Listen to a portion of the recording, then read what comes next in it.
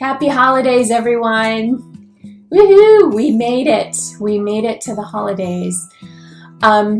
So, first of all, I hope that it has been a heck of a year, as we all know, and I hope that you guys are making the most of this time. I hope that the holidays can be something that feels rejuvenative and restorative and restful.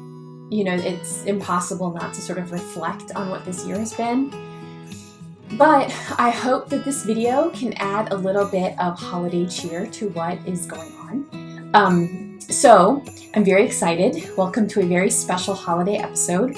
And this one is based on a Christmas song. It's based on a historical character that has been mythologized over the centuries. And I think the reason that this character appeals to me so much is because I was raised in the German Christmas tradition.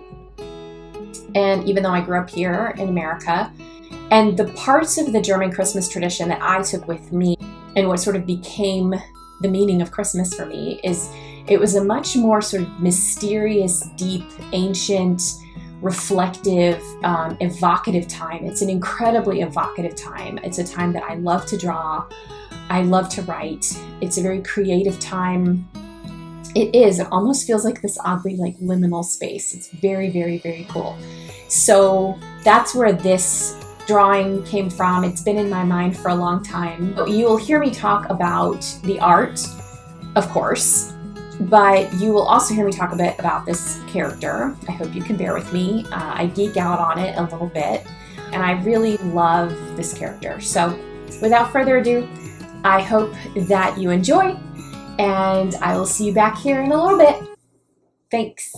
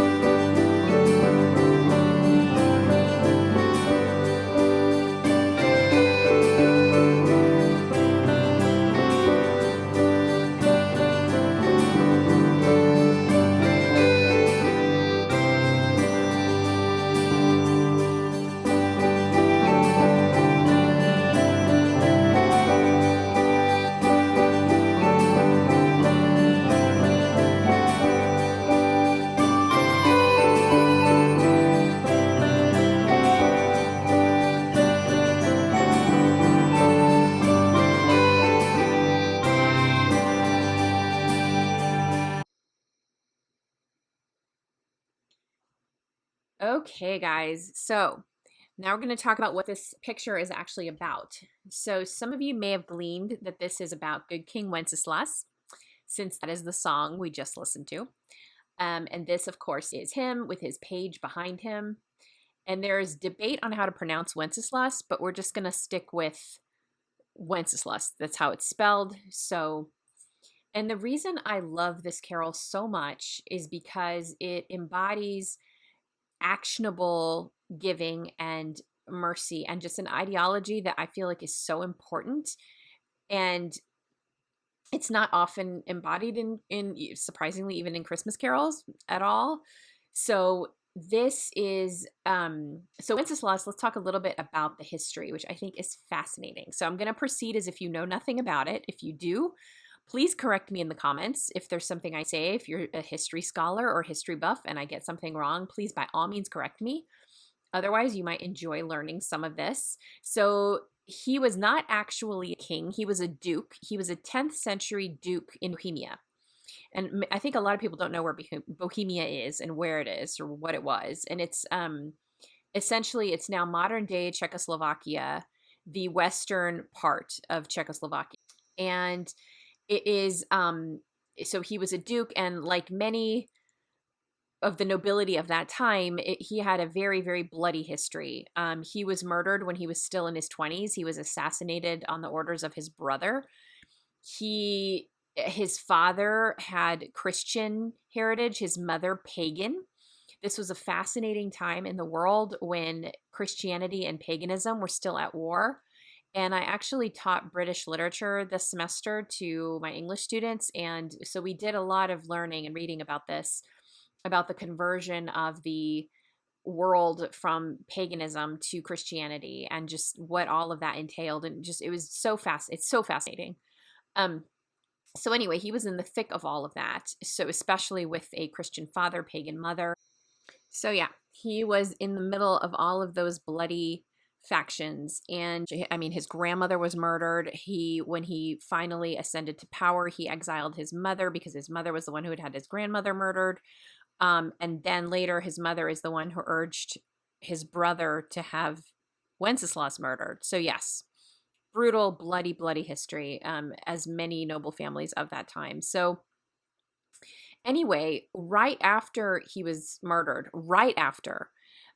he was almost immediately elevated to a saint status, meaning he was canonized. And then very shortly after his death, he was declared a king posthumously. So the title of king was bestowed upon him. So that is how he became a king, even though he was never actually a king in his life. He was a duke.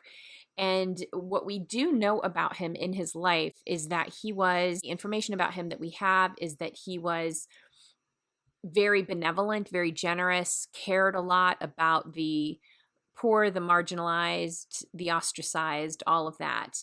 Hence, his reputation. And actually, the biographies written about him after his death were the things that sort of helped create this image of a virtuous, noble king. So suddenly those two things, not suddenly, but over the centuries, those things became married. That idea in the Middle Ages of a king being pious in that way, actually being generous and good-hearted. So anyway, and then in 1853 is when the lyrics to the song were written. And that was by a man named John Mason Neal.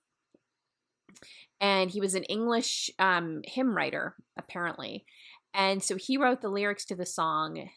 So it was not a song from the time that Wenceslas was alive. It was written later. But essentially, what I love about this so much is, again, those themes. And if you look at the lyrics to the song, they're actually very powerful. They're beautifully powerful. I would actually read you the whole thing, but I don't know if people have the tolerance to sit that long to listen to that. But it's basically talking about the king looks out on the Feast of Stephen, meaning that's the day after Christmas, December 26th, and he notices a very poor man who's gathering winter fuel, which is, obviously logs and stuff to make a fire. And he asks his page, where does that man live? And the page tells him, and the king's like, all right, we're going to go, and we're going to bring him resources. We're going to bring him food and more winter fuel and other things he might need.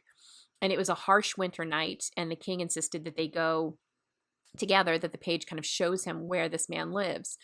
And as they're traveling through this harsh night to get there, the page starts to think he can't go any further. because it's so bleak and cold. And the king says, step where I step in my footsteps, and you'll be okay. Like, you'll be warmed.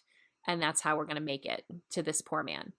So it's just so beautiful, honestly. And I do think it absolutely crosses all traditions, all religions. I think this is a very universal notion of charity. So I don't really think of it as a song belonging to any specific religion in that sense, because I do think it's so the themes thematically, it's applicable to everyone everywhere. And so yeah, it's really beautiful. And I also honestly love the fact that he is enlisting his page to, he's in my mind, the Wenceslas in my mind anyway, is doing most of the work. You'll see some depictions of him making the page carry all the heavy lumber and stuff, or the logs. I'm like, no, this king is a rugged king. And this is, again, the Wenceslas of my particular imagination. I know nothing about the real man in terms of the exact details of how he would have been in the situation. But in my mind, he's rugged. He is willing to do the lion's share of the work to get there to this poor man. And he is also enlisting his page and speaking to him not as a snooty superior, but as, depending on the page's knowledge, which is, I think, wonderful, actually, considering nobility talking to a page that way. So anyway, that's the way that grew in my imagination also. So I love the song.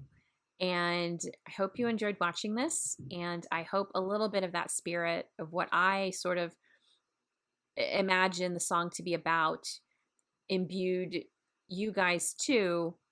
And I think especially, if you'll indulge me sort of waxing on about this a little bit, but I think especially this year, I feel like a lot of us have learned what's actually important, which is connection. And our connections, our families, our friends, all of that. So I feel like thematically, this is more relevant than ever. This idea that we have the power to make other people's lives better is a really, really beautiful, wonderful thing. So that's why I really love the song. So as you can see here, I know I didn't talk, actually, I said I was going to talk about the art, but I didn't. But you'll have many more videos from me where I do talk about the art process. But I was adding snow and gouache. We're going to go over gouache in a future video. And I'm going to show you the finished illustration. So this is where I have it right now. This is after it was scanned in. The only thing I did in Photoshop was a minor bit of color correction for the cape. I made it a little more orange. Other than that, that's it. Though I gotta say, I don't know if I'm crazy about the color correction. I might change it back. Welcome back, everyone. It's good to see you. I hope you enjoyed that. And now you know a little bit more about Good King Wenceslas and where that came from. So, you never know what people want to learn about. So, thanks so much for coming along with me. Next week, I'm going to be uploading a video that's a little bit different than the ones we've had so far. So it's actually going to be a very specific sort of nuts and bolts hands-on tutorial. It's not going to be an art process, though we will be doing art. And I think it's going to be very helpful for people because it's based on a question that I get a lot. So I do think it will be helpful. And if you like what you saw today, please like and subscribe. I would very much appreciate that. And again, I hope you guys have a peaceful, restful, and hopeful, like even if it's 10% hope, some hope for this holiday season. And I will see you next week. Thanks so much. Bye. This thing, how does Santa do it? It's always in his face.